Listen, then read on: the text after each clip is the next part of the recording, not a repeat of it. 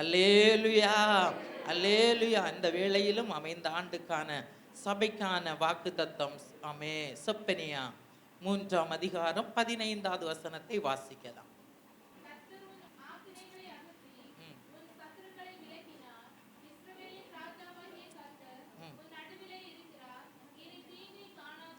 கரங்களை தட்டி எல்லாரும் சிறு பிள்ளைகள் முதல் பெரியவர்கள் வரைக்கும் எல்லாரும் கரங்களை தட்டி அவை விசுவாசத்தோடு இனி தீங்கை காணாதிருப்பாய். சபை இனி தீங்கை காணாது. விசுவாச குடும்பங்கள் இனி தீங்கை காண்பதில்லை. விசுவாசத்தோடு ஏற்றுக்கொள்ளுங்க. அந்நிய பாஷை பெற்றவர்கள் அந்நிய பாஷையோடு விசுவாசத்தோடு இனி தீங்கை நான் காண்பதில்லை.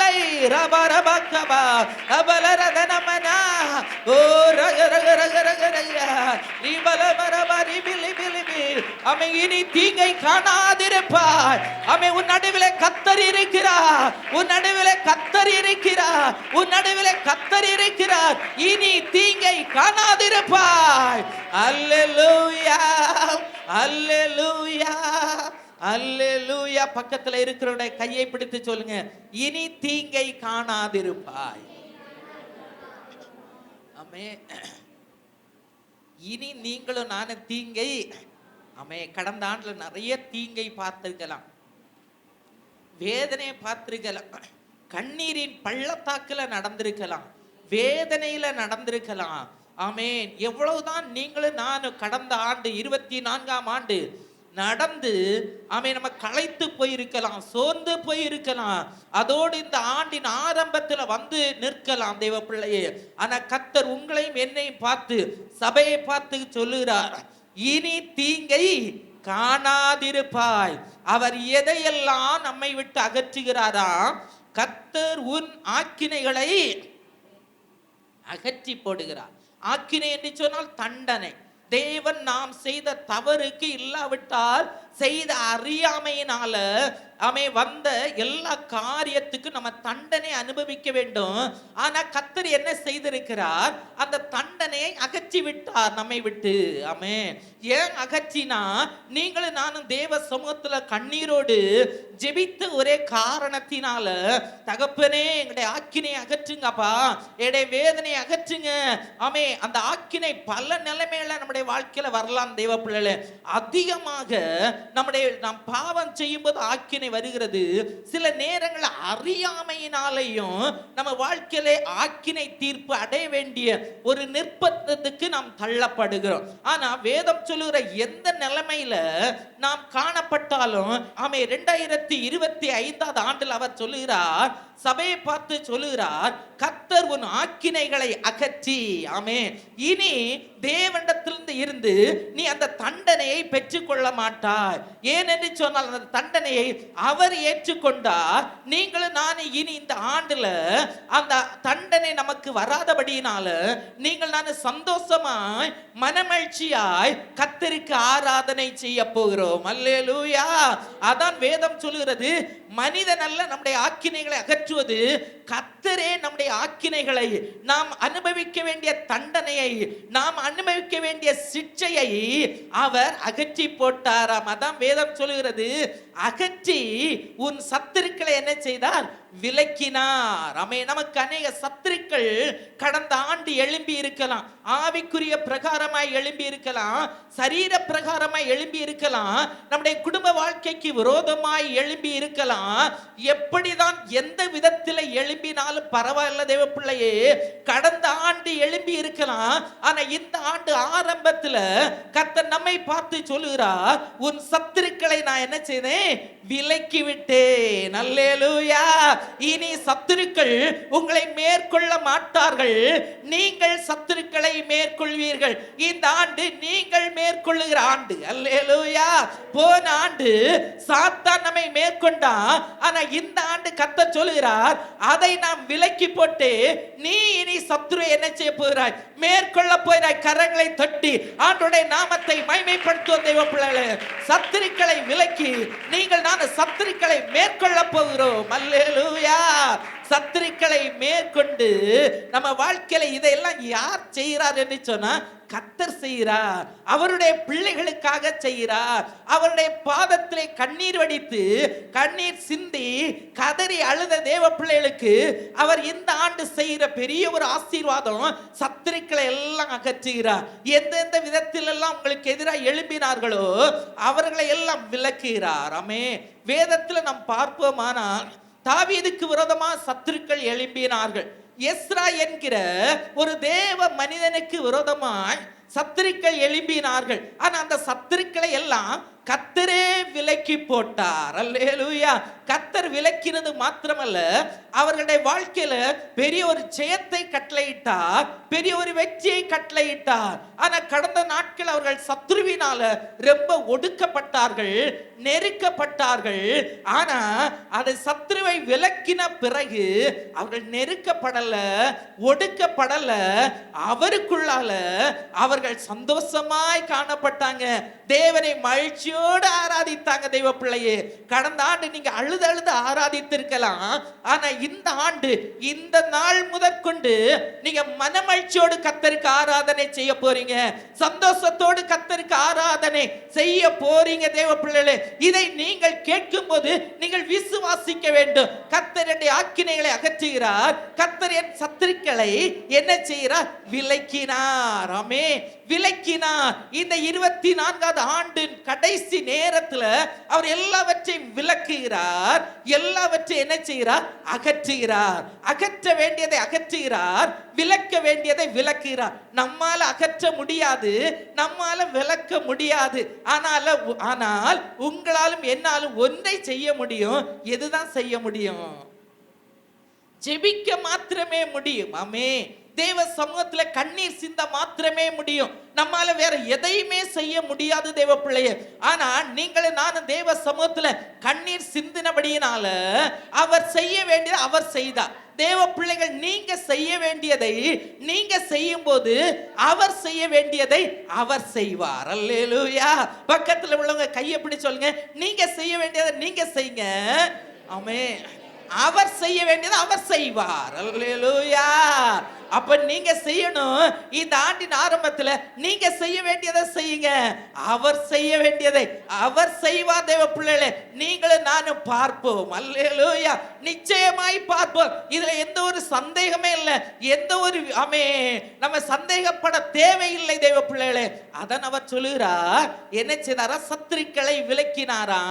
மாத்திரமல்ல, அடுத்தது வார்த்தை சொல்லுகிறது, கர்த்தர் ஒரு நடுவில் இருக்கிறார். ஆமென். இதற்கு முன்னாடி சத்துரு இருந்தான். இதுக்கு முன்னாடி உனக்கு முன்னாடி தண்டனை இருந்தது, சத்துருக்கள் இருந்தார்கள். ஆனா இனி அப்படி அல்ல. உன் மத்தியில யார் இருக்க போகிறார்? கர்த்தர் இருக்க போகிறார். ஆமென். கர்த்தர் இருந்து அவர் செய்ய வேண்டிய அவர் செய்ய போகிறார். அதான் அடுத்த வார்த்தை சொல்லுகிறது, இனி தீங்கை காணாதிருப்பார். விலக்க வேண்டியதை விலக்கினார், அகற்ற வேண்டியதை அகற்றினார். இருக்க வேண்டியவர் இப்போ நம்மோடு கூட இருக்கிறார், ஊழியத்தில் இருக்கிறார், விசுவாச குடும்பங்களில் இருக்கிறார். இருக்கிறபடியினால இனி நீங்கள் தீங்கை காணாதிருப்பீர்கள். அல்லேலூயா. இனி தீங்கை காணாதிருப்பாய். வேதத்தில் அநேகர் இருக்கிறாங்க தேவ பிள்ளைகளே. அநேகர் தண்டனை அனுபவிக்க வேண்டியவங்க, சத்துருவினால் ஒடுக்கப்பட்டவர்கள். ஆனா தேவ சமூகத்தில் அவர்கள் ஜெபித்தபடியினால, கதறினபடியினால அவர்களுடைய வாழ்க்கையில எதிர்பார்த்த தீங்கை அவர்கள் காணாதிருந்தார்கள். அல்லேலூயா. அதை பற்றி நாம் இப்பொழுது வாசிக்கலாம் தேவ பிள்ளைகளே. 1 நாளாகமம் 4ஆம் அதிகாரம் 10வது வசனத்தை எடுத்துக்கொள்ளுங்க. 1 நாளாகமம் 4ஆம் அதிகாரம் 10வது வசனத்தை வாசிச்சு பாருங்க. நோக்கி, தேவரீர் என்னை ஆசீர்வதித்து என் எல்லையை பெரிதாக்கி உமது கரம் என்னோடு இருந்து தீங்கு என்னை துக்கப்படுத்தாதபடிக்கு அதற்கு என்னை விலக்கி காத்தருளும் என்று அவன் வேண்டிக் கொண்டான். அவன் வேண்டிக் கொண்டதை தேவன் அருளினார். அல்லேலூயா. இந்த யாபேஸ் என்கிறவன், யாபேஸ் என்றால் அதனுடைய அர்த்தம் துக்கம். ஆமே, துக்கத்தின் மகன் என்றுதான் அதனுடைய அர்த்தம். ஆனா இப்படி அறிந்த இந்த யாபேஸ் இவனுக்கு ஒன்று தெரிகிறது, என்னுடைய துக்கத்தை மாற்ற, என்னுடைய வேதனையை மாற்ற, நான் அனுபவிக்க வேண்டிய தண்டனை அகற்ற, நான் ஆராதிக்கிற தேவனால் மாத்திரம்தான் கூடும் என்பதை இவன் அறிந்தவனா இவன் என்ன செய்யறான்? மனிதனுக்கு முன்பாக இவன் போகல. அல்லேலூயா.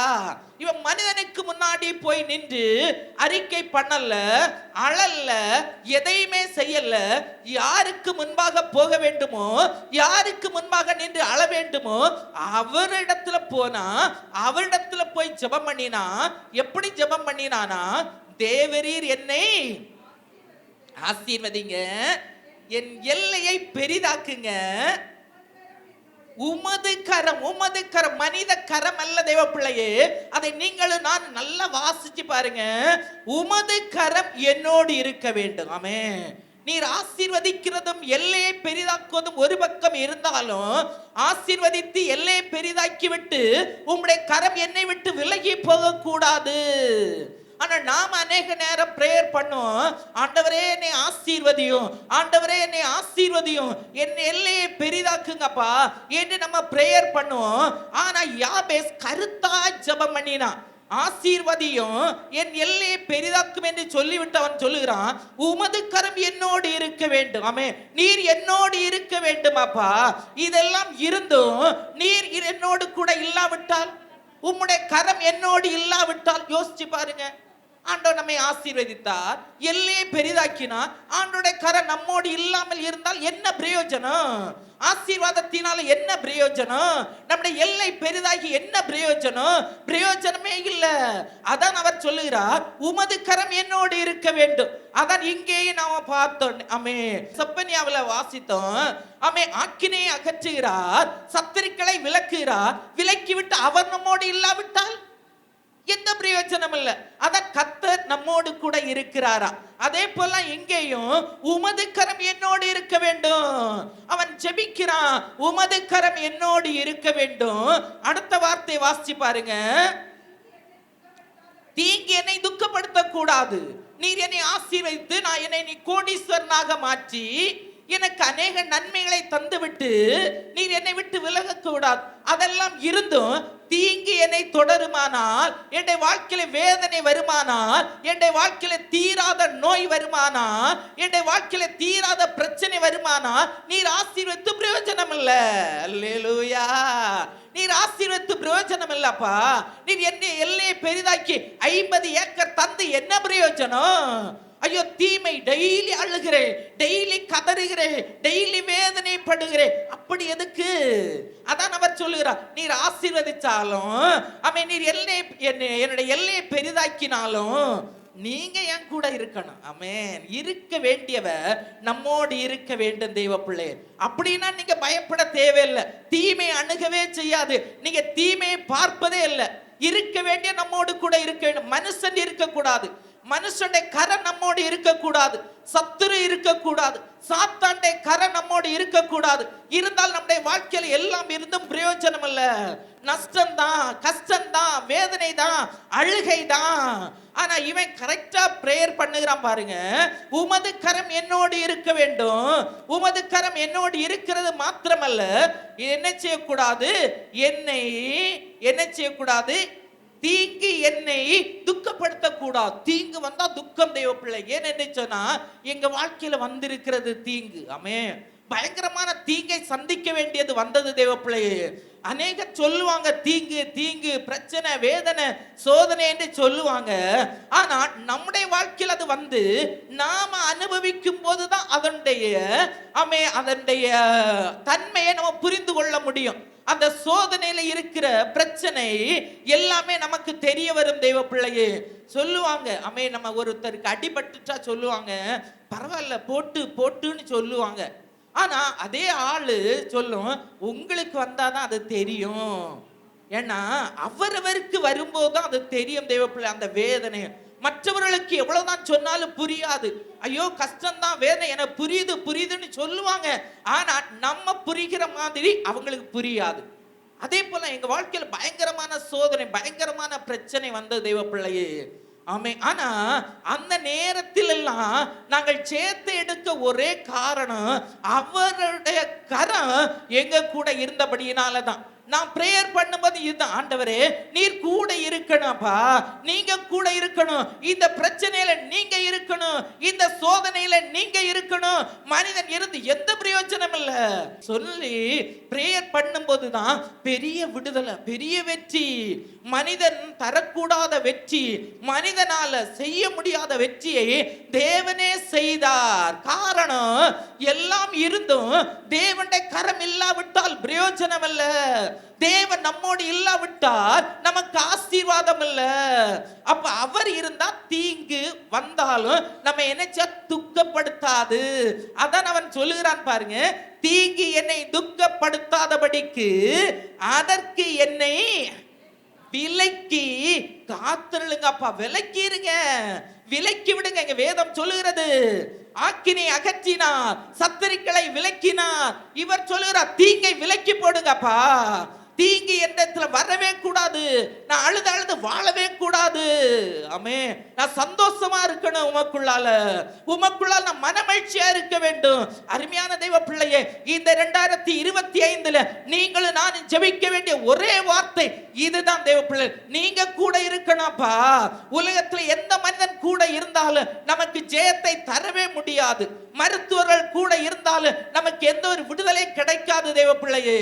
எவ்வளவுதான் பேர் பெற்றவர்கள் இருந்தாலும் மகா அலெக்சாண்டர் இருந்தாராம். ஆமென். அவருடைய வாழ்க்கையில பயங்கரமான வியாதி வந்தது. ஆனா வியாதி வந்தும் அவர் பிரபலமான மருத்துவர்களை அணுகினார். ஏன்னா அவர் உலகத்திலே சிறந்தவர், அமெரிக்க ஜனாதிபதியா இருந்தவர். ஆனா அவர் பெரிய பெரிய டாக்டர்ஸ் எல்லாம் பார்த்தாரு, பார்த்தும் யாராலும் அவரை குணமாக்க முடியவே இல்லை. அவருக்கு அந்த வியாதியை விட்டு அமே அற்புதத்தை செய்ய யாராலும் முடியல. அமே, அதனால அவர் சொன்னா, நான் மரித்த பிறகு என்னுடைய சடலத்தை சுமக்கிறது பிரபலமான மருத்துவர்கள் தான் தூக்கணும். ஏன்னா சுமக்கணும். ஏன்னா நான் இவ்வளவு பெரியவன், என்னால எதையுமே செய்ய முடியும். நான் பிரபலமான மருத்துவர்களை நம்பினேன், ஆனா அவர்கள் எல்லாம் என்னை கைவிட்டு விட்டாங்க. அல்லேலூயா. தேவ கரம் நம்மோடு இல்லாவிட்டா எந்த மருத்துவர்களாலும் நமக்கு உதவி செய்ய முடியாது தேவ பிள்ளையே. தேவனுடைய கரம் இருந்தால் நமக்கு மருத்துவர்களால உதவி செய்ய முடியும். ஆமே, தீங்கு நம்மை துக்கப்படுத்தாது. எவ்வளவுதான் பணம் இருந்தாலும் பணம் நம்முடைய சத்துருக்களை விலக்காது, நம்முடைய தீங்கை அகற்ற முடியாது தேவ பிள்ளை. பணத்தால முடியாது, பொருளால முடியாது, மனிதனால முடியாது. ஆனால் நீங்கள் நான் ஆராதிக்கிற தெய்வத்தால், இயேசுவால் மாத்திரமே நம்முடைய தீங்கை விலக்க முடியும் தேவ பிள்ளைகளை. கரங்களை தட்டி ஆண்டவருடைய நாமத்தை மகிமைப்படுத்துங்க. அல்லேலூயா, அல்லேலூயா, அல்லேலூயா. மருத்துவர்களால கூடாதது நாம் ஆராதிக்கிற தேவனால் கூடும். ஆமென். அதற்கு பிறகு மகா அலெக்சாண்டர் அவருடைய சடலத்தை சுமந்தது பிரபலமான மருத்துவர்கள். அதுதான் வேதம் சொல்லுகிறது, நீங்க கூட இருக்கணும். யாபேஸ் கரெக்டாக ஜெபம் பண்ணா நீங்க கூட இருக்கணும். நம்ம பணத்தை கேட்க கூடாது, பொருளை கேட்க கூடாது, மனித உதவியை எல்லாமே அவர் வந்தால் பணம் வரும், பொருள் வரும், ஆள் உதவி வரும், எல்லாம் நமக்கு வேண்டிய எல்லாவற்றையும் அவர் கொண்டு வருவார். அல்லேலூயா. எல்லாரும் கரங்களை உயர்த்தி அல்லேலூயா. தேவ கரம் கூட இருந்தா எல்லாமே நம்மை தேடி வரும் தேவ பிள்ளையே. நீ தேடி போக வேண்டிய அவசியம் இல்லை. அதான் அவர் சொன்னார், முதலாவது தேவனுடைய ராஜ்யத்தையும் அவருடைய நீதியையும் தேடுங்கள், அப்பொழுது இவைகள் எல்லாம் உங்களுக்கு. ஆமா, அல்லேலூயா. நம்ம எதை பார்க்கிறோம்? உலகத்தை பார்க்கிறோம். உலகத்தில் உள்ளதை நாடுகிறோம், உலகத்தில் உள்ளவைகளை தேடுகிறோம். ஆமே, வேதனை மாறல்ல, துக்கம் மாறல்ல. தேட வேண்டியவரை தேடணும். தேட வேண்டியவரை தேடுவது மாத்திரமல்ல, அவரை நம்மோடு கூட வைக்க வேண்டும் தேவ பிள்ளை. தேவ கரம் என்னோடு இருக்கணும், உம்முடைய கரம் என்னோடு இருக்க வேண்டும். அப்பா, தீங்கு என்னை ஏன்னா தீங்கு பயங்கரமானது. ஆமென், பயங்கரமான தேவ பிள்ளையே. அதனால இதுல மெயின் அவர் சொல்லி ஜெபிக்கிறார். வேற வியாதி என்ன, அதெல்லாம் தீங்குனா எல்லாமே அதுல அடங்கு. வியாதி அடங்கு, பண பிரச்சனை அடங்கு, பயங்கரமான போராட்டங்கள், சத்துருவின் கிரிய எல்லாமே அதுல அடங்கு. அதனால அவர் சொன்னார், தீமை என்னை துக்கப்படுத்தாதபடிக்கு அதற்கு என்னை விலக்கி காத்தருளும் என்று வேண்டிக் கொண்டான். ஆமென். நம்முடைய ஆசீர்வாதம் அல்லப்பா, உங்க கரம் என்னோடு இருக்கணும், தீங்கனை துக்கப்படுத்தவே கூடாது. அல்லேலூயா. அதை போல தேவப்பிள்ளை நீங்கள் நான் ஜெபிக்க வேண்டும். ஜெபிக்கிறவர்கள் பாக்கியவான்கள். ஆனா ஜெபிக்கிற ஜெபம் கருத்துள்ள ஜெபமாய் இருக்க வேண்டும், அர்த்தமுள்ள ஜெபமாய் இருக்க வேண்டும், விசுவாசமுள்ள ஜெபமாய் இருக்க வேண்டும். விசுவாசமுள்ள ஜெபம் பதிலை கொண்டு வரும், நிச்சயமாய் கொண்டு வரும். அழுகிறோம், அதோடு கூட விசுவாசமும் கலந்து இருக்கும்போது நிச்சயமாகவே பதிலை அது கொண்டு வரும், பரத்திலிருந்து கொண்டு வரும் தெய்வ பிள்ளை. ஏனென்று சொன்னால் இங்கே வேதம் சொல்லுகிறது, தீங்கினை துக்கப்படுத்தாதபடிக்கு அதற்கு என்னை விலக்கி காத்தருளும் என்று வேண்டிக் கொண்டான். அவன் வேண்டிக் கொண்டதை யார் அருளினார்? தேவன் அருளினார். தேவனிடத்தில் வேண்டிக் கொண்டான், தேவன் அருளினார். ஆமென். அப்ப தேவன் தரும்படி அவரிடத்துல கேட்போம். அப்ப அவர் வந்தால் எல்லாம் வரும். ஒரு இடத்துக்கு ராஜா வருகிறார் என்று சொன்னா எல்லாமே வரும் அவரோடு கூட. கொஞ்ச நாளைக்கு முன்னாடி ராகுல் காந்தி வந்தாரு. அவர் வரும்போது அவரோடு கூட அவரை பாதுகாக்கிற பாதுகாவலர்கள் வந்து விட்டாங்க. அவர் சாப்பிட வேண்டிய காரியங்கள் எல்லாமே வாகனத்திலே வந்து விட்டது. எல்லாம் அவரோடு கூட பயணிக்கிறவர்களுக்கு எல்லாமே வந்து விட்டது. அதே போல இயேசு கூட இருப்பாரானால் அவருடைய பிள்ளைகளுக்கு தேவையான எல்லாவற்றையும் அவர் கொடுப்பார், எல்லாவற்றையும் கொடுப்பார். நம்ம இது எப்படி ஆகும் என்று நினைப்போம், அது லகுவாய் முடிய கர்த்தர் உதவி செய்வார். ஆமென். நம்ம கவலைப்படாம சீக்கிரமா எல்லாமே எதை அதினதின் காலத்துல எல்லாவற்றையும் செய்து முடிப்பா. அப்ப செய்து முடிக்க வேண்டும் என்று அவர் கூட இருக்கணும். அவர் கூட இல்லாம எத்தனை படித்தவர்கள் கூட இருந்தாலும் பிரயோஜனம் இல்லை, எத்தனை பணக்காரர்கள் கூட இருந்தாலும் பிரயோஜனம் இல்லை. ஆமென். அப்ப பணத்தால, பணக்காரர்களால, படித்தவர்களால, கல்விமான்களால, ஞானத்தினால, அறிவினால முடியாதது தேவனால எல்லாம் கூடும். ஆமென். அதான் நம்ம பாடினோம், என்னால் ஒன்றும் கூடாதென்று என்னை நான் தந்து விட்டேன், உம்மாலெல்லாம் கூடும் என்று உம்மை நான் நம்பி உள்ளே. ஒரு முறை கூட, என்னால் ஒன்று கூடாதென்று என்னை நான் தந்து விட்டேன், உம்மாலெல்லாம் கூடும் என்று உம்மை நான் நம்பி உள்ளே. சொல்லுங்க தேவப்பிள்ளை, நான் உம்மை நம்பி இருக்கிறேன்ப்பா. என்னால முடியாது, என்னுடைய இனத்தாரால முடியாது, என்னுடைய குலத்தாரால முடியாது, யாராலையும் முடியாதப்பா, உம்மால மாத்திரமே முடியும் என்று யாபேஸ் ஜெபித்ததை போல நீங்களும் நான் ஜெபிப்போம் தேவ பிள்ளைகளே. இந்த ஆண்டு நிச்சயமாய் சந்தேகப்பட தேவையே இல்லை. கர்த்தருடைய ஆக்கினைகளை அகற்றி உடைய சத்துருக்களை விலக்கி அவர் உன்னோடு கூட இருக்க போகிறார். உடைய வாழ்க்கையில நீ அனுபவிக்கிற எல்லா தீங்கையும் கர்த்தர் உன்னை விட்டு விலக்க போகிறார். யாபேசை போல அல்லேலூயா, தீங்குக்கு என்னை விலக்கி என்னை காத்தருளும். அல்லேலூயா. இங்கே ஒரு சம்பவத்தை பாருங்க. யோனா 3ஆம் அதிகாரம் 10வது வசனத்தை எடுத்துக்கொள்வோம். யோனா 3ஆம் அதிகாரம் 10வது வசனம். அவர்கள் தங்கள் பொல்லாத வழியை விட்டு திரும்பினார்கள் என்று தேவன் அவர்களுடைய கிரியைகளை பார்த்து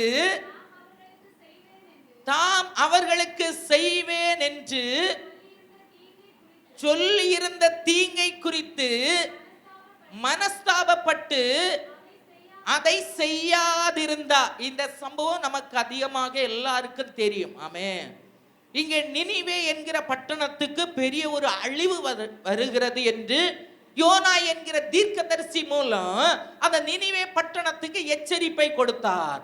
ஏனென்று சொன்னால் அந்த நினிவே பட்டணத்தார் அதிகமாக பாவத்திலே வாழ்ந்து வந்தார்கள். அதனால தேவன் அங்கே ஒரு எச்சரிப்பை கட்டளையிட்டார். அப்ப அந்த கட்டளை இட்ட உடனே இப்படிப்பட்ட அங்க வேதம் சொல்லுகிறது 40 நாள்ல அந்த 4வது வசனத்தை வாசிச்சு பாருங்க. யோனா நகரத்தில் பிரவேசித்து ஒரு நாள் பிரயாணம் பண்ணி இன்னும் 40 நாள் உண்டு அப்பொழுது நினிவே கவிழ்க்கப்பட்டு போம் என்று கூறினான். இந்த தீர்க்கதரிசி தேவன் சொன்னதை கேட்டு நினிவே பட்டணத்திலே போய் இதை அறிவித்தான். ஆனா இதை அறிவித்த உடனே அங்க என்ன நடந்தது என்று பாருங்க. அடுத்த வார்த்தையை படிச்சு பாருங்க. ஜனங்கள் தேவனை விசுவாசித்து உபவாசம் செய்யும்படி கூறினார்கள். அப்ப எல்லாருமே உபவாசம் எடுத்தாங்க. ஏன்னா ஒரு தீங்கு வரப்போகிறது, நம்முடைய பட்டணத்துக்கு ஒரு அழிவு வரப்போகிறது. யாரால அழிவு வரப்போகிறது? தேவனால அழிவு வரப்போகிறது. மனுஷனால் அழிவு வந்தா பிரச்சனை இல்லை, இது தேவனே அழிக்க போகிறார். மனிதன் அழிக்க வந்தால் தேவனிடத்துல பிரேயர் பண்ண, ஆண்டவரே இந்த மனிதன் எனக்காக எனக்கு எதிராக எழும்புகிறான் என்று சொல்லி பிரேயர் பண்ணலாம். இப்ப தேவனே நமக்கு எதிராக எழும்பினா யாரிடத்துல போக முடியும்? யாரிடத்திலையும் போக முடியாது, மண்ணிடத்திலையும் போக முடியாது. இது அந்த நினிவே பட்டணத்துல இருக்கிற ராஜாவுக்கு நன்றாக தெரியும். உடனே இவர் என்ன செய்தார்? உடனே சிறியோர் பெரியோர் எல்லாரும் என்ன செய்தாங்களாம்? ரெட்டு உடுத்தினாங்களாம். ரெட்டு என்று சொன்னால் துக்க வஸ்திரம் தரித்து கொண்டார்கள். தரித்து கொண்டு அடுத்த வசனத்தை படிச்சு பாருங்க. எட்டின போது ராஜா என்ன செய்தானா, நம்ம தேசத்து பெரிய அழிவு வரப்போறது, அது தேவன் சொல்லி இருக்கிறார் என்ற செய்தியை கேட்ட உடனே ராஜா சிங்காசனத்தை விட்டு எழும்பினானா. எழும்பி என்ன செய்தானா, தான் உடுத்தி இந்த ராஜ வஸ்திரம், ராஜாக்கள் உடுத்துகிற ராஜ வஸ்திரத்தை கலற்றினான். ஆமா, துக்க வஸ்திரத்தை உடுத்தினானா. எங்க உட்கார்ந்தா? சிங்காசனத்துல இருக்க வேண்டிய இப்ப எங்க உட்கார்ந்து இருக்கிறான்? சாம்பல்ல உட்கார்ந்து இருக்கிறான். ஏன்னா தேவன் அழிக்க போகிறார். தேவனுக்கு முன்பாக தன்னை தாழ்த்துகிறான். ஆண்டவரே நீங்க அழிக்க கூடாதப்பா, நீர் எங்க கூட இருக்க வேண்டும், இந்த தீங்கு எங்களை துக்கப்படுத்த கூடாது என்று சொல்லி அவன் சாம்பல்ல உட்காருகிறான். மாத்திரமல்ல அங்கே இருக்கிற மாடுகளும் ஒன்று ருசி பார்க்க கூடாது. பாருங்க, தேவன் ஒரு காரியத்தை சொன்ன உடனே அந்த ராஜா சொன்னார், அவர் மாத்திரமல்ல சிங்காசனத்தை விட்டு எழும்பினது, சாம்பல்ல உட்கார்ந்து அவர் மாத்திரமல்ல, அந்த தேசத்துல இருக்கிற அனைவரும் மாத்திரமல்ல. தேவ பிள்ளைகளே, அங்க வாசிச்சு பாருங்க 7வது வசனம். மாடுகளும்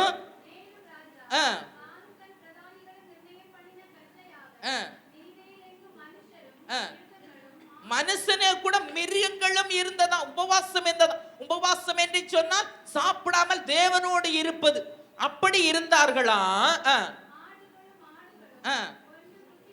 ஒண்ணுமே டேஸ்டே பார்க்கல, கொஞ்சம் கூட குடிக்கல, ருசி பாராது இருந்தும் மேயாமலும். ஆமா, ஒரு நாள் காலை 6 மணி முதல் மாலை 6 மணி வரைக்கும் கொஞ்சம் கூட மாடு தண்ணி குடிக்கலையா? மாடு தண்ணி குடிக்கல. அடுத்த வசனத்தை படிச்சு பாருங்க. மனுஷரும் மிருகங்களும் ரெட்டினால் துக்க வஸ்திரத்தினால மூடிட்டாங்க. மாடு ஆடுகளோடு சேர்ந்து மனிதர்களும் சேர்ந்துட்டாங்க. தேவனை நோக்கி, என தேவன் சொன்னதினால தேவனை நோக்கி சத்தமாய் கூப்பிடவும், அவரவர் தான் செய்த தேவையில்லாத பிரவர்த்திகள், தேவையில்லாத பாவங்களை விட்டு என்ன செய்தாங்க?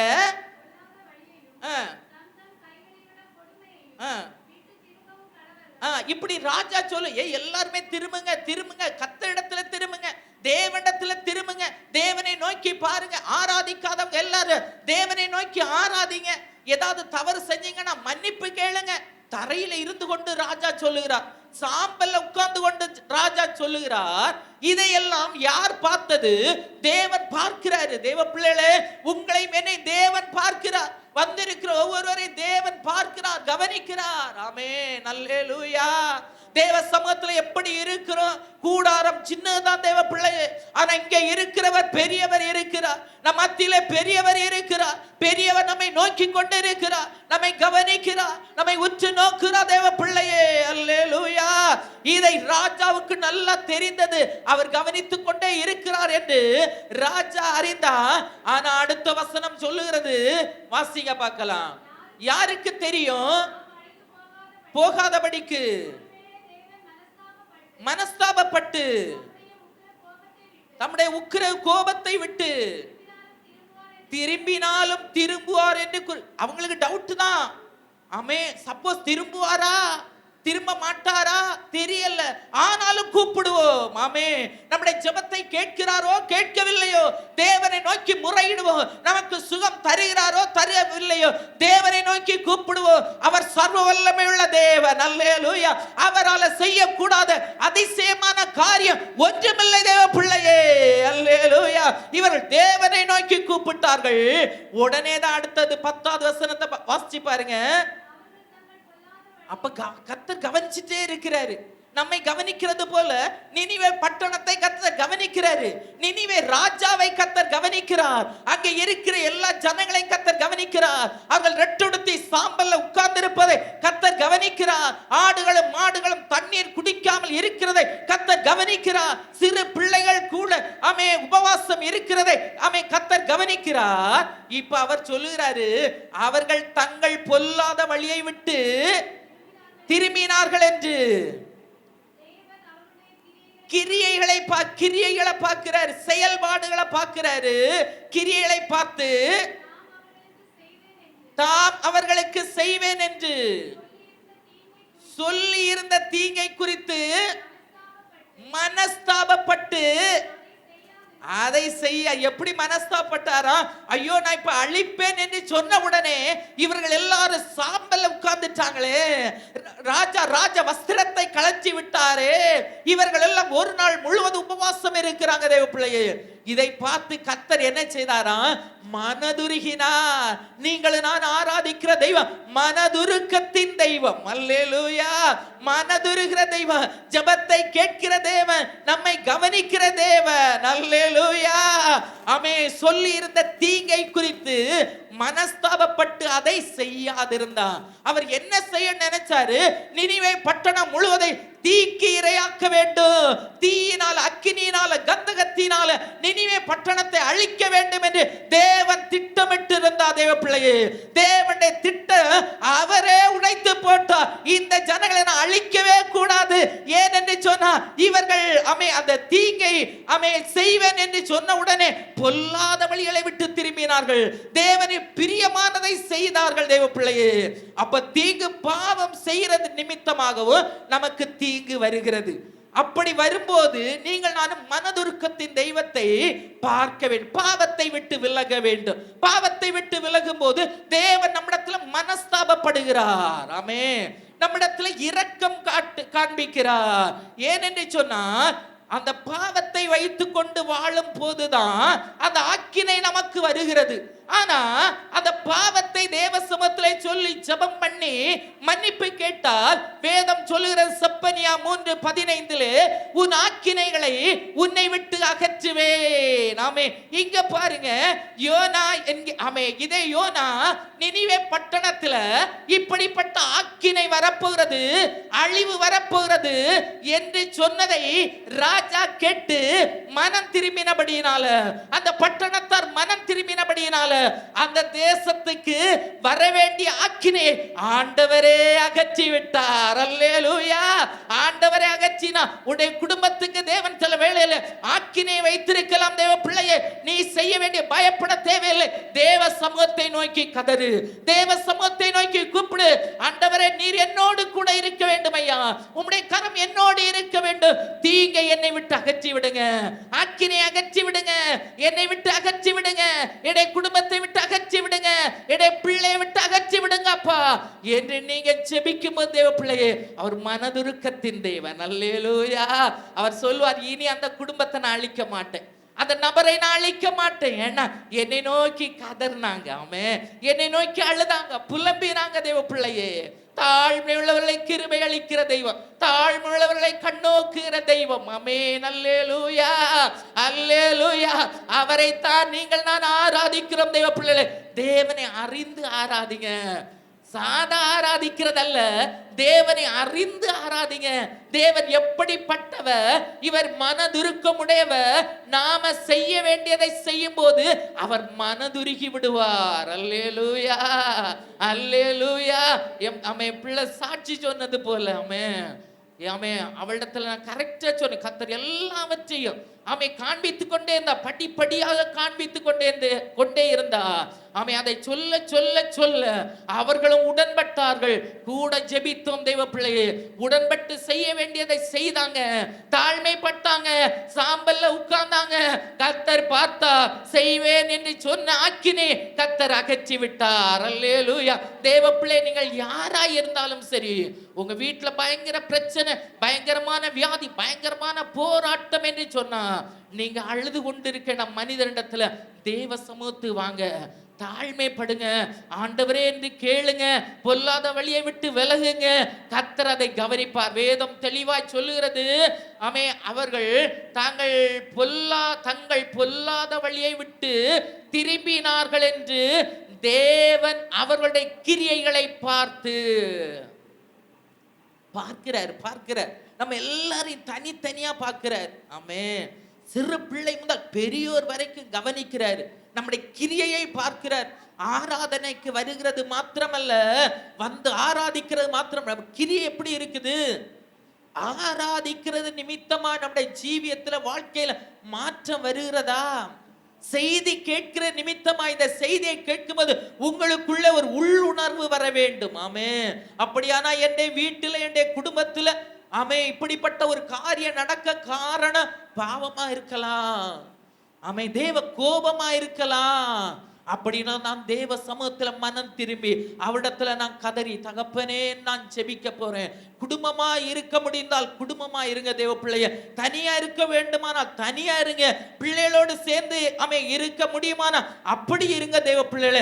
எந்த விதத்துல நீங்க இருந்தாலும் கர்த்தர் கவனிப்பார். ஆமே, நீங்க உங்க கிரியையை அவர் பார்த்து செய்வேன் என்று சொன்ன தீங்கை கர்த்தர் செய்யாதிருப்பார். அல்லேலூயா.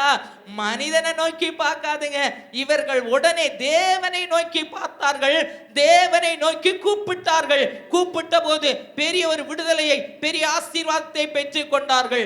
யோனா 4ஆம் அதிகாரம் 2வது வசனத்தை படிச்சு பாருங்க.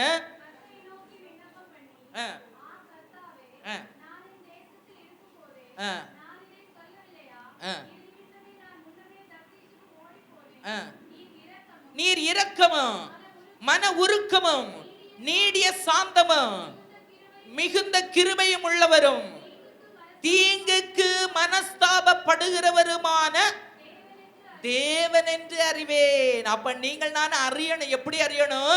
நம்ம தேவன், நம்ம இயேசு, நாம் ஆராதிக்கிற தெய்வம் தீங்குக்கு என்ன செய்வார்? மனஸ்தாபப்படுவார். ஆமென். நீங்க அதை விட்டு விலகும் போது, அந்த வழியை விட்டு விலகும் போது, செய்து கொண்டிருக்கிற தேவனுக்கு பிரியமில்லாத காரியத்தை விட்டு விலகும் போது அவர் மனஸ்தாபப்படுகிறார். பெரிய ஒரு இரக்கம் உங்க குடும்பத்தை நோக்கி வருகிறது, பெரிய ஒரு இரக்கம் வருகிறது, தயவு வருகிறது. அவரே வருகிறார், அவரே நடத்துகிறார், அவரே உங்களுக்கு நன்மையை தருகிறார். சத்துருக்களுக்கு முன்பதாக பந்தியை கர்த்தர் ஒருக்குவார். அல்லேலூயா. அவர் சத்துருக்களுக்கு முன்பாக பந்தியை ஒருக்கிற நல்ல தெய்வம். இங்கே பாருங்க, யோபு 1ஆம் அதிகாரம் 8வது வசனம் முதல் 10வது வசனம் வரைக்கும் வாசிக்கலாம்.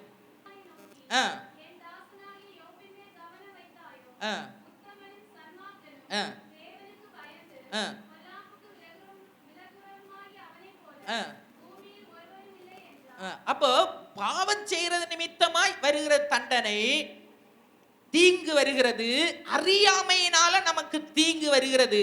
ஆனா யோபுக்கு எப்படி வந்தது என்று சொன்னால் சாத்தானால வந்தது. ஒரு தேவ பிள்ளைக்கு பல விதங்கள்ல தீங்குகள் வருகிறது. ஆனா இவருக்கு வந்தது சாத்தானால வந்திருக்கிறது. சாத்தானால ஏன் யோபுக்கு வர காரணம் என்ன? யோபு அந்த அளவுக்கு தேவனை பிரியமுள்ளவனாய் இருந்தான். இதை பார்த்த சாத்தானால தாங்க முடியல. அவன் பொறாமை கொண்டு இவனை எப்படியா தேவனை விட்டு விலக்க வேண்டும், தேவனை விட்டு அகற்ற வேண்டும் என்று சொல்லி அவன் என்ன செய்தான்? இந்த யோபின் மேல கவனம் வைத்தான். இதை பார்த்த தேவன் கேட்கிறாரு, நீ என் தாசனாய யோபின் மேல உத்தமனும் சன்மார்க்கனும் தேவனுக்கு பயந்து பொல்லாப்புக்கு விலகுறவன் அவன் மேல நீ உன் கண்ணை வைத்தாயோ என்று கேட்கிறார். ஆமே, அது சாத்தான் கண் வைத்தாலும் சாத்தான் நமக்கு தீங்கு செய்தாலும் நீங்கள் நான் சாத்தானை பார்க்க வேண்டிய அவசியம் இல்ல, தேவனை பார்க்க வேண்டும். அல்லேலூயா. சாத்தான் பிரச்சனையை கொண்டு வந்தாலும், சாத்தான் சோதனையை கொண்டு வந்தாலும், சாத்தான் கஷ்டத்தை கொண்டு வந்தாலும் நீங்க கலங்க தேவையில்லை. நாம் ஆராதிக்கிற தேவன் இருக்கிறார், அவரை நோக்கி பார்க்க வேண்டும். ஆமே, அதான் வேதம் சொல்லுகிறது. அடுத்த வசனத்தை படிச்சு பாருங்க.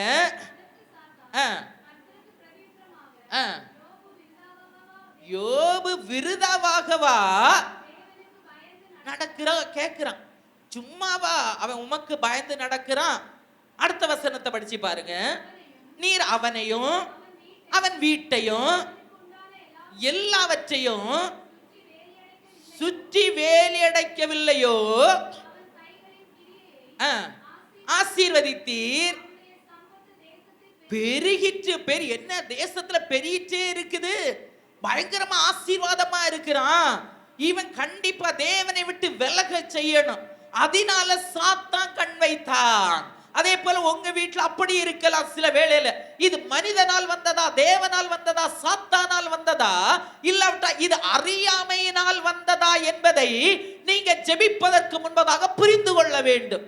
ஜெபிப்பதற்கு முன்பாக அறிந்து கொள்ள வேண்டும். என்னுடைய வாழ்க்கையில, என்னுடைய குடும்பத்துல இப்ப நடந்து கொண்டு இருக்கிறது மனுஷனால் வந்த சோதனையா, தீங்கா, இல்லாவிட்டால் சாத்தானால வந்த தீங்கா, இல்ல மனிதனால வந்த தீங்கா, இல்லாவிட்டால் நான் செய்த அறியாமையினால நான் இந்த தீங்குகளில் அகப்பட்டேனா, இந்த வேதனையில் அகப்பட்டேனா என்பதை நீங்கள் நான் கண்டுகொள்ள வேண்டும். கண்டுகொண்டு ஜெபிக்க வேண்டும். அப்படி ஜெபிக்கும் போது நமக்கு விடுதலை உண்டாகும். அல்லேலூயா.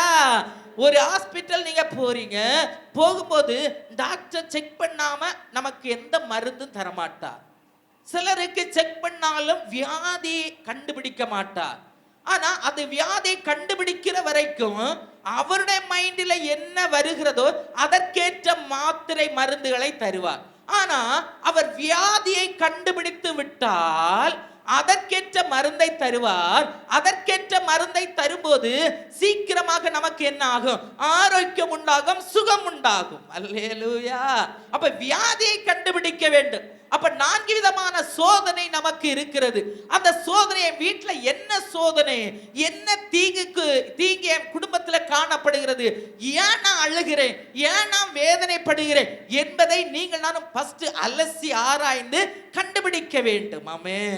அழுது கொண்டு இருக்கிற மகளே, அழுது கொண்டு இருக்கிற மகனே, நீ செய்ய வேண்டியது வேற ஒண்ணுமே இல்ல. என்னுடைய வாழ்க்கையில, என்னுடைய குடும்பத்துல என்ன காரியம், இதுவரை என்ன காரணம் என்பதை நீ கண்டுபிடி மகளே. லகுவாய் நீ ஜெயம் எடுப்பாய். ஆமென். லகுவாய் நீ ஜெயம் எடுப்பாய். அந்த ஜெப விண்ணப்பத்தில் தேவனுடைய பிரகாசம் வெளிப்படும். இருளுக்கு நிற்க முடியாது. நீ கண்டுபிடித்து விட்டால் இருளுக்கு அங்க நிற்க இடமில்லை. தேவ பிள்ளையே, இருளுக்கு இடமே இல்லை. இருள் ஓடி போவா. இவ கண்டுவிட்டா, இவ அறிந்து விட்டா, இவருடைய கண் திறக்கப்பட்டது, இனி நம்மால ஜெயம் எடுக்க முடியாது என்று சொல்லி அவன் ஓடி போய் விடுவான். தேவ பிள்ளையே, அவன் ஓடணுமா? நீ முதல்ல கண்டுபிடிக்கும் போது கர்த்தர் கிரியை செய்வா. இதை யோபுவினால கண்டுபிடிக்க முடியல. இது சாத்தானால் வந்தது என்று யோபுவினாலும் கண்டுபிடிக்க முடியல. இவர் எப்போது சொன்னார், கர்த்தர் ஆண்டவரே, நீங்க தொடர்ந்து வாசிச்சீங்கன்னா ஆண்டவர் தான் செஞ்சாருன்னு எல்லாமே சொல்லிக் கொண்டே இருப்பார். ஆனா ஆண்டவரை மறுதலிக்கவும் மாட்டார், ஆண்டவரை விட்டு விலகவும் மாட்டார். அவன் துதித்து கொண்டே இருப்பார், செபிப்பார், அழுவார். ஆனா சாத்தானால் வந்தது என்று கண்டுகொள்ளல. அதனாலதான் இவருக்கு பெரிய பிரச்சனை வந்தது. நாட்கள் அதிகமாய் போய்விட்டது.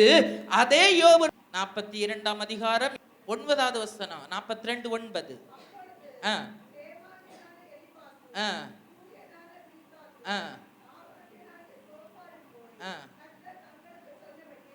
செய்தார்கள். அப்பொழுது கர்த்தர் யோபின் முகத்தை பார்த்தார். ஆமென். காரியத்தை புரிந்து செய்ய வேண்டியதை செய்யும் போது கர்த்தர் என்ன செய்கிறார்? பார்க்க வேண்டிய முகத்தை பார்க்கிறார். அல்லேலூயா. கர்த்தர் யோபின் முகத்தை பார்த்தார். அது வரைக்கும் நீங்க அவர் பார்த்தார் என்று பார்க்கவே முடியாது. இங்கதான் அவர் என்ன செய்றார்? யோபின் முகத்தை பார்க்கிறார். ஆமென். அதுவரை கத்தர் கத்தர் என்று சொல்லிக் கொண்டே வருவார். இப்ப ஆண்டவரே பேசுவார். நீ இன்ன காரியம் நீ செய்ய வேண்டும் என்று அந்த காரியத்தை யோபு செய்வார். செய்த உடனே கத்தர் யோபின் முகத்தை பார்த்தார். அப்போ உங்க முகத்தை கத்தர் பார்க்கணும்னா நீங்க செய்ய வேண்டிய பிரகாரமா செய்யும் போது கத்தர் நம்முடைய முகத்தை பார்ப்பார். அவர் நம்முடைய முகத்தை பார்க்கும்போது நம்முடைய முகத்தில் இருக்கிற இருள், இதயத்தில் இருக்கிற இருள், நம்முடைய குடும்பத்தில் இருக்கிற இருள் எல்லாம் விலகி போகும். பிரகாசம் பிரகாசம் உண்டாகும். அதான் அடுத்த வசனத்தை படிச்சு பாருங்க. வேண்டுதல் செய்த போது சிறையிருப்பை மாற்றினார். எல்லாவற்றை பார்க்கிலும் இரட்டத்தனையாய் ஆமே சிறையிருப்பை மாற்றினான். சத்துரு அவனை சிறையில போட்டு வாட்டிட்டான். ஐயோ, பிள்ளைகளை 10 பிள்ளைகளை எடுத்தான், சொத்து சுகங்களை எடுத்தான், வேலைக்காரிகளை எடுத்தான், எடுக்க வேண்டிய எல்லாவற்றையும் எடுத்தான். யோபுக்கு ஜீவனை மட்டும் விட்டான், மீதி எல்லாம் விட்டான். ஆமே சதை எடுத்தான், இரத்தத்தை எடுத்தான், எல்லாம் எடுத்தான். கடைசியில் அவர் சொல்லுவார், என் பல்ல மூட துவாலு தான் இருந்தது. அந்த சத்துரின் கையில் நம்ம போயிட்டோன்னு வச்சுக்காங்க, உயிரே எடுத்துருவான். ஆமே என்ன எல்லாம் அவனால எடுக்க முடியுமா எடுத்துருவான். நம்ம வாழ்க்கையில அப்படிதான் தெய்வம். நம்ம சாத்தானுக்கு இடம் கொடுத்தோம்னா நம்மளை போட்டு சீரழிச்சிரும், சின்ன பின்னமாக்கிரும். அதான் வேதம் சொல்லுகிறது, பிசாசுக்கு இடம் கொடாதிருங்கள், அவனுக்கு எதிர்த்து நில்லுங்க. அவனுக்கு கொஞ்சம் இடம் கொடுத்துட்டோம்னா இதுதான் நமக்கு நல்ல வாய்ப்பு என்று சொல்லி நம்மளை நாச்சி போடுவான், நம்மளை வெக்கப்படுத்த வச்சிருவான். ஆமே எல்லாரும் அல்ல பரியாசம் பண்ண விட்டுருவான். மனைவி ஒரு பக்கம் அப்படிப்பட்ட கேள்வி கேட்கிறா, நண்பர்கள் 3 பேர் வந்தாங்க, அவங்களும் அப்படிப்பட்ட கேள்வியாக, நீ தான் செஞ்சிருப்பா, நீ தான். இதுக்கெல்லாம் இவர் வாயை மூடிட்டு என்ன கேள்வி தெய்வ பிள்ளைகளே. ஆனா கத்தர் கைவிடல. ஆமே கத்தர் கைவிடல தெய்வ பிள்ளையே. மறுபடியும் ஆதி நிலைமைக்கு கொண்டு வரும். அவர் நம்முடைய முகத்தை பார்த்தார், ஆதி நிலைமை தான். அல்லேலூயா. மனுஷன் 1000 பேர் பார்த்து ஆதி நிலைமை வராது. ஆமே தேவன் பார்க்கணும். கவலைப்படாதுங்க தெய்வ பிள்ளை. முதல்ல என்ன மேட்டர்னு கண்டுபிடிங்க, கத்தடத்துல வாங்க, லெகுவா லெகுவா லெகுவா உங்களுக்கு அற்புதம் நடக்கும். ஆமே அதை வாசிச்சு பாருங்க. 42ஆம் அதிகாரம் அந்த விட்டதுல இருந்து படிங்க பார்க்கலாம். செய்த போது மாற்றினார், முன்னிருந்த எல்லாவற்றை பார்க்கிலும் இரட்டத்தனையாய். ஆமென் அல்லேலூயா. இரட்டத்தனை முன்னாடி இருந்ததை விட முன்னாடி 6000னா இனி 12000. அந்த அளவு கத்தர் ஆசீர்வதிக்கிறார். யோபின் முன்னிலைமை பார்க்கலாம், பின்னிலைமை கத்தர் சத்துருக்களுக்கு முன்பாக மேசை ஒருக்கிற தெய்வம் நம்முடைய தெய்வம். ஆமென். நம்முடைய தெய்வம் சத்துருக்களுக்கு முன்பதாக மேசை ஒருக்குவா தெய்வ பிள்ளைகளே. நீங்க கலங்காதீங்க, வேதனைப்படாதீங்க.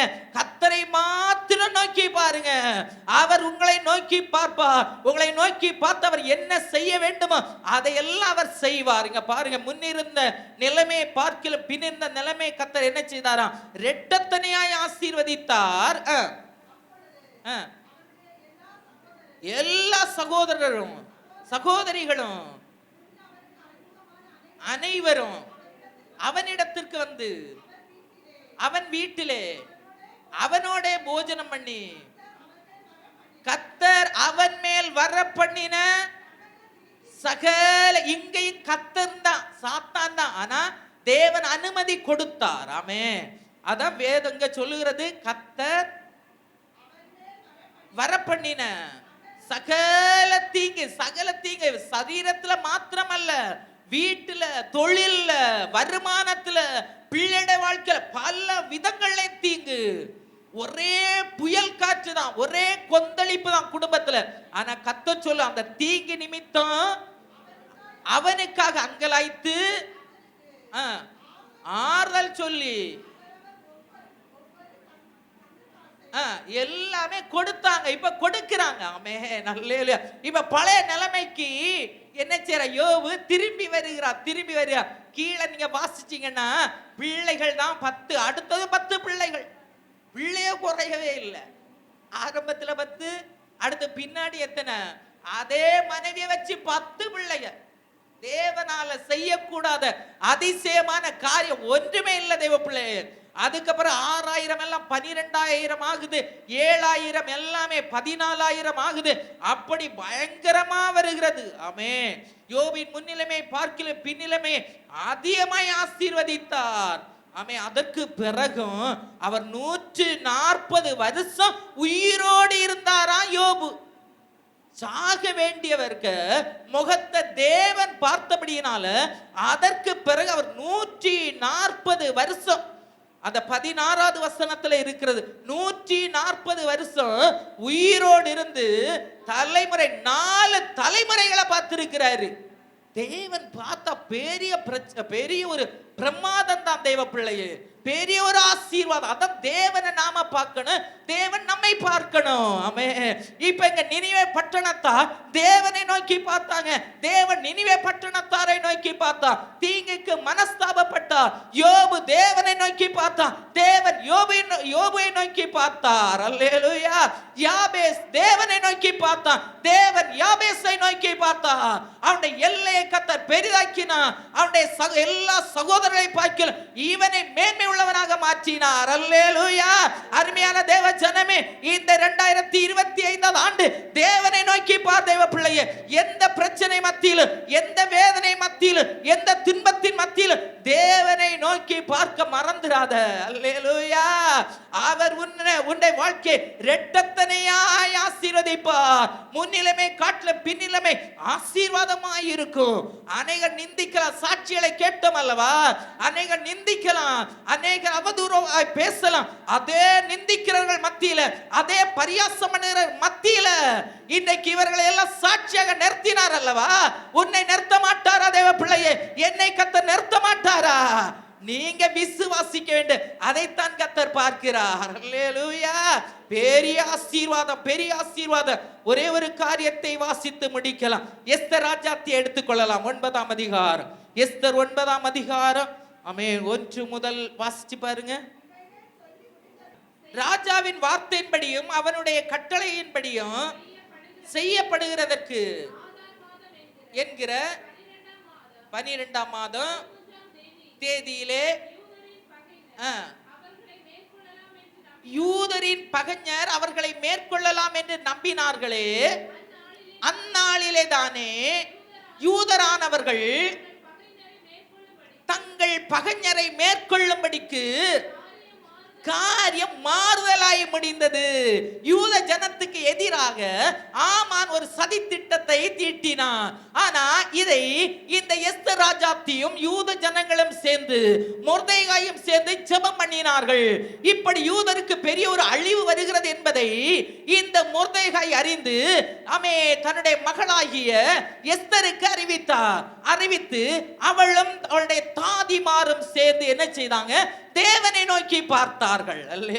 அவர்களும் ராஜாவை நோக்கி பார்க்கல, பெரிய பிரதானிகளை நோக்கி பார்க்கல. அவர் ராஜாத்தியா இருந்தும் கூட தேவனை நோக்கி பார்த்தாள். ஐயோ, நானும் என்னுடைய யூத குலமும் அழிந்து போகும்படியா ஒரு மனிதனாகிய ஆமான் என்கிற மனிதன் சதி திட்டம் தீட்டினான் தேவ பிள்ளைகளுக்கு விரோதமா. இதை அறிந்த அந்த தேசத்து ராஜாத்தி தன்னுடைய தாதிமார்களோடு கூட தன்னுடைய தோழிகளோடு கூட சேர்ந்து தேவனை நோக்கி பார்த்தார். ஆனா அந்த பகைஞன் ஒரு டேட்டை வச்சிருந்தான். அது எந்த டேட்டு? ஆதார் மாதம் 12வது மாதம் 13ஆம் தேதியிலே இந்த தேவ பிள்ளைகளாகிய யூதர்களை எல்லாம் அழிக்கணும், பூமியில வைக்கவே கூடாது. இந்த தேசம் முதல் எத்தியோப்பியா தேசம் வரைக்கும் இந்த தேவனை ஆராதிக்கிற பிள்ளைகளை உயிரோட வைக்கவே கூடாது என்று சதி திட்டம் தீட்டினான். டேட்டையும் குறித்து விட்டான். ஆனா இப்பொழுது எல்லா தேவ பிள்ளைகளும் சேர்ந்து, ராஜாத்தியும் சேர்ந்து, அவளுடைய தோழிகளும் சேர்ந்து தேவனை நோக்கி பார்க்கிறார்கள். இவர்களுக்கு தெரியும் இந்த சதி திட்டத்தை மேற்கொள்ள நம்மால முடியாது. ஏனென்று சொன்னால் 123 நாடுகளுக்கு இது பரவி விட்டது, தேவ பிள்ளைகளை அழிக்க வேண்டும் என்று. அப்ப நம்மால முடியாது. ஆனா உலகத்துக்கு அதிபதியா இருக்கிற, உலகத்துக்கு ராஜாவா இருக்கிற தேவனை நோக்கி பார்த்தார்கள். அல்லேலூயா. அப்ப இந்த நாள் எல்லா 123 நாடுகள்ல எல்லா தேவ பிள்ளைகளும் ஒரே நாள்ல கொலை செய்யப்பட வேண்டும், அப்படி திட்டம் தீட்டி இருக்கிறான். ஆனா இங்க வேதம் என்ன சொல்லுகிறது? இவங்க பகைஞர்கள் நினைச்சாங்க ஒரே நாள்ல இவங்களை எல்லாம் நம்ம என்ன செய்ய போறோம்? கொலை செய்ய போறோம். ஆனா இவர்கள் தேவனை நோக்கி பார்த்தபடியினால அங்க வேதம் சொல்லுகிறது, அந்நாளில் தானே யூதரானவர்கள் தங்கள் பகைஞரை மேற்கொள்ளும்படிக்கு என்ன ஆயிட்டான்? காரியம் மாறுதலா முடிஞ்சது. ஆமே, கொல்லலாம் என்று சதித்திட்டம் இப்ப இவர்கள் தேவ பிள்ளைகள் பகைஞரை கொல்லக்கூடிய ஒரு நாளாய் மாறிவிட்டது. அருமையான தேவ பிள்ளையே, நீங்கள் நான் எந்த பிரச்சனையிலும் தேவனை நோக்கி பார்க்கும் போது காரியத்தை மாறுதலாய் முடிய பண்ணுகிற தேவன் நாம் ஆராதிக்கிற தேவன். அல்லேலூயா. நாம் ஆராதிக்கிற தேவன் காரியங்களை மாறுதலாய் முடிய பண்ணுவான், தீங்குகளை நம்மை விட்டு மாற்றி விடுவார். வேதம் சொல்லுகிறது, உன்னுடைய ஆக்கினைகளை அகற்றி உன்னுடைய சத்துருக்களை விலக்கி அவர் நம்மோடு கூட இருந்து இனி நீ தீங்கை காணாதிருப்பார். யூத ஜனங்களை பார்த்து கர்த்தர் சொன்ன வார்த்தை, இனி தீங்கை காணாதிருப்பீர்கள். ஏனென்று சொன்னால் உங்களுக்கு சத்துருவினால் வரக்கூடிய ஆக்கினை நான் அகற்றினேன், சத்துருவை நான் விலக்கினேன். ஆமானே கர்த்தர் இந்த மொர்தெகாய்க்காக செய்யப்பட்ட தூக்கு மரத்துல தூக்கி போட கர்த்தர் உதவி செய்தார். அல்லேலூயா. உங்களுக்கு எதிராக யாராவது எழுமேனா தேவப்பிள்ளை தேவனை நோக்கி பாருங்க. அந்த மனிதன் நீங்க முறையிட வேண்டிய அவசியம் இல்ல, அழ வேண்டிய அவசியம் இல்ல. தேவனை நோக்கி பாருங்க. காரியத்தை மாறுதல முடிய பண்ணுகிற தேவன் தான் நீங்களும் நான் ஆராதிக்கிறது. அப்ப தேவன் எப்படிப்பட்டவர் என்பதை அறிந்து புரிந்து ஆராதிக்க வேண்டும். ஆமென். ஏதோ ஆராதிக்க வந்தேன் என்று அல்ல, என்னுடைய காரியத்தை மாறுதலாய் முடிய பண்ணுகிற தேவனிடத்துல நான் வந்திருக்கிறேன். அவருடைய வார்த்தையை நான் கேட்கிறேன். என்னுடைய தீங்கை மாற்றுகிற தேவனிடத்துல நான் வந்திருக்கிறேன். என்னுடைய ஆக்கினை மாற்றுகிற தேவனிடத்துல நான் வந்திருக்கிறேன். எனக்கு எதிராக எழும்புகிற சத்துருவை அவனுடைய கையில் இருந்து விலக்க நான் ஆராதிக்கிற தேவனால ஆகும். ஆமென். அல்லேலூயா. நீங்க வசனத்தை கேட்கணும், கேட்டு அதுல விருத்தி அடையணும். ஒரு பையன் சொன்னானா, அவன் ஒரு பாஸ்டர் இடத்துல, பாஸ்டர் நான் ரொம்ப வருஷமா நான் சர்ச்சுக்கு வரேன், ஆனா வர்ற நாள்ல நான் காதால தான் செய்தி கேட்டிருக்கிறேன். இதுவரை நான் எதனால தான் செய்தி கேட்கிறோம்? நீங்கள் நான் எதால கேட்கிறோம்? காதால தானே கேட்கிறோம். காதால கேட்கிறவங்க இனி கை வைத்த மாட்டேன். ஏன் திரும்ப ஒரு டவுட் ஆயிட்டுறியா? ஏன் இப்படி கேட்க காரணம் என்ன? அவன் சொன்னா காதால கேட்பேன், காதால கேட்டுட்டே இருப்பேன். ஆனா பாஸ்டர் நான் இன்னைக்கு உங்க சர்ச்சுக்கு வந்தேன், நான் எப்படி தெரியுமா நான் கேட்டேன், நீங்க பேசுகிற செய்திய என் இருதயத்தினால கேட்டேன் பாஸ்டர். இதுவரை காதால கேட்டேன், வந்தது போலவே நான் போறேன், ஆனா இன்னைக்கு நான் இருதயத்தால கேட்டேன் பாஸ்டர். நான் இருக்கிற இடத்துல என் இருதயமும் மாறினது. நான் அதனால நான் இன்னைக்கு மனமகிழ்ச்சியோடு சர்ச்சை விட்டு நான் போகிறேன். அல்லேலூயா. அருமையான தேவ பிள்ளை, நீ காதால கேட்டதை இன்னையோட முடிச்சிரு. 2024 ஆண்டோடு காதால கேட்கிறத விட்டுருங்க தேவ பிள்ளை. இருதயத்தால கேளுங்க, விருத்தி அடைங்க, கர்த்தருக்குள்ளால வாழுங்க, இனி தீங்கை காணாதிருப்பாய். அல்லேலூயா. ஆமென். அதை அறிந்த பிறகு நான் ஆச்சரியப்பட்டேன். பரவாயில்ல அந்த தம்பி, ஆமென், இதுவரை நம்ம எல்லாரும் இன்னைக்கும் காதால தானே கேட்கிறோம். ஏன் நம்ம கண்ணீர் மாறல தேவ பிள்ளையே? காதால கேட்கறதுனாலதான். அல்லேலூயா. இது ஏன் அப்ப இருதயத்தால கேட்கும் போது உண்மையா கேட்கிறோம், உள்ளத்தின் ஆழத்துல இருந்து கேட்கிறோம். இருதயத்துல கர்த்தர் கிரியை செய்கிறாரு. ஆமென். அல்லேலூயா. இருதயமாகிய செவி திறக்கணும் தேவ பிள்ளையே. இந்த மாம்சிய செவியினால கேட்காதீங்க. மாம்சிய செவியினால கேட்டு எந்த பிரயோஜனம் இல்ல. ஆவிக்குரிய செவி நம்முடைய உள்ளத்துல தான் இருக்குது. அந்த செவியினால கேளுங்க, அந்த கண்ணால பாருங்க. கர்த்தர் வாழ்க்கையில விடுதலையை தருவா, வெற்றியை தருவா. காரியங்கள் எப்படி மாறுமா? மாறுதலாய் முடிய பண்ணுவார். அல்லேலூயா. காரியங்களை மாறுதலா முடியணும். இன்னைக்கு நீங்க சொல்லணும், நான் இனி காதால கேட்கவே மாட்டேன். இனி நான் எப்படி கேட்க போறேன்? எப்படி கேட்க போறேன்? இருதயத்துல நான் கேட்க போறேன். பக்கத்துல உள்ள கையை பிடிச்சு, காதால கேட்டது போதும் அக்கா. அப்போ இன்னும் அழுக மாறல, இன்னும் கண்ணீர் மாறல, இன்னும் காரியம் மாறுதலா முடியல அக்கா. இன்னைக்கு நான் இனி என்ன செய்ய போறேன்? இருதயத்தினால கேட்டு நான் போறேன். ஐயோ, என் காரியம் மாறுதலா முடிய போகுது. அவன் எல்லாம் மாற போகுது, எல்லாம் மாற போய் இதுவரை மாறாததெல்லாம் இனி மாற போகிறது என்று சந்தோஷமா போங்க தேவ பிள்ளைகளே. உங்க காரியத்தை மாறுதலாய் மாற்றுகிறவர் கூடவே வருவார். அல்லேலூயா. நீங்க போகும்போது உங்க கூடவே இருப்பார். உங்களுடைய ஆக்கினை அகற்றுவா, உங்களுடைய சத்துருக்களை விலக்குவா. ஆமே, கர்த்தர் உங்களோடு கூட இருப்பா. இனி தீங்கை காணாதிருப்பாய். அல்லேலூயா. இனி தீங்கை காணாதிருப்பாய், இனி தீங்கை காணாதிருப்பாய். அதே எஸ்தர் 4ஆம் அதிகாரம் 7-8 படிச்சு பாருங்க. ஆமே, எஸ்தர்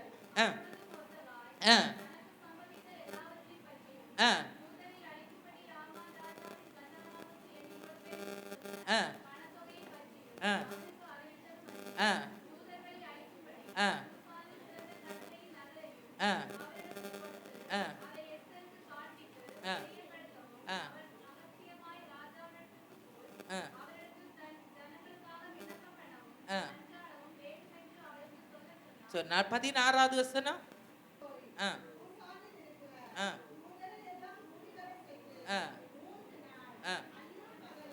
ஜெபிச்சாங்க. தேவனே நோக்கி ஜெபிச்சாங்க. ஐயோ, இப்படி நடக்க போதுன்னு அழுது கொண்டு இருக்கல்ல, அறையை பூட்டி அழுது கொண்டு இருக்கல்ல தேவ பிள்ளையே. அறையை பூட்டினாங்க, தேவனை நோக்கி பார்த்தாங்க. மற்றவங்களுக்கு இப்ப நாம இருந்தா என்ன செய்வோம்? விஷயத்தை மேட்ரு அறிஞ்சதுமே கால் பண்ணும். அக்கா அறிஞ்சீங்களா? அக்கா அறிஞ்சீங்களா? அண்ணா அறிஞ்சீங்களா? அக்கா மாமா அறிஞ்சீங்களான்னு நம்ம கால் பண்ணோம், அப்படிதானே? ஆனா இவங்க பாருங்க, யாருக்குமே கால் பண்ணல. இந்த ராஜாத்தி கூட அவன் புருஷனுக்கும் கால் பண்ணல. தன்னுடைய ஃப்ரெண்ட்ஸிடம் சொன்னாங்க. அப்படியே உட்கார்ந்து அறையை பூட்டி தேவனை நோக்கி பார்த்தாங்க. அதான் அந்த 16வது வசனத்தை மறுபடியும் படிங்க. கூடி வர செய்து 3 நாள் அல்லும் பகலும் புசியாமலும் குடியாமலும் இருந்து பண்ணுங்கள், பண்ணுவோம். இவ்விதமாய் பிரவேசிப்பேன், நான் செத்தாலும் சாகிறேன். அல்லேலூயா. தேவ பிள்ளைகள் இப்படிப்பட்ட ஒரு தீர்மானத்தை எடுக்கும் போது காரியம் மாறுதலாய் முடியும். தீங்கை கர்த்தர் காணாதிருக்க கர்த்தர் உதவி செய்வார். உங்களை அழிக்க வேண்டும் என்று சாத்தான் நினைக்கலாம். உடைய விசுவாசத்தை அழிக்க வேண்டும் என்று சாத்தான் நினைக்கலாம். உடைய வருமானத்தை அழிக்க வேண்டும், உடைய சரீர சுகத்தை அழிக்க வேண்டும் என்று சாத்தான் நினைக்கலாம் தேவ பிள்ளையே. ஆனால் நீங்க தேவ சமூகத்தில் அழுது ஜெபிக்கும் போது, உபவாசம் இருக்கும் போது கர்த்தர் காரியத்தை மாறுதலாய் முடிய பண்ணுவார். அல்லேலூயா. ஏன் காரியம் மாறுதலாய் முடிந்தது என்று சொன்னால், இவர்கள் தேவனை நோக்கி பார்த்தது நிமித்தமாய்தான், ஜெபித்தது நிமித்தமாய்தான். மனிதனை பார்க்கல, தேவனை நோக்கி பார்த்தாங்க. அதனால காரியம் மாறுதலாய் முடிந்தது. ஆமென். அப்போ உங்களுடைய காரியமும் மாறுதலாய் முடிய வேண்டும் என்று சொன்னா, நீங்க செய்ய வேண்டியது தேவனை நோக்கி பாருங்க. அவர் உங்களை நோக்கி பார்ப்பார், காரியம் மாறுதலாய் முடியும். அல்லேலூயா. ஒரே ஒரு வசனத்தை வாசிக்கலாம். அப்போஸ்தலர் 18ஆம் அதிகாரம் 9-10 வாசிங்க பார்க்கலாம். தரிசனமாகி நீ பயப்படாமல் பேசு, மௌனமாய் இராதே, நான் உன்னுடனே இருந்து கூட உனக்கு தீங்கு செய்யும்படி ஒருவனும் உன்மேல் கை போடுவதில்லை. இந்த பட்டணத்தில் எனக்கு அநேக ஜனங்கள் உண்டு. நீ தைரியமா பேசு. உன் மேல ஒருவன் கை போட மாட்டான், தீங்கு செய்ய முடியாது. ஊழியம் செய்யற பிள்ளைகளுக்கு அப்படிதான். தைரியமாய் பேசணும், தைரியமாய் பேசணும். சாத்தா சில வேளையில பயத்தை போடுவோம், ஐயோ இதை சொன்னா என்ன ஆகும். இல்ல, உண்மையாகவே சத்தியத்தை சத்தியமாய் போதிக்க பயப்படவே கூடாது.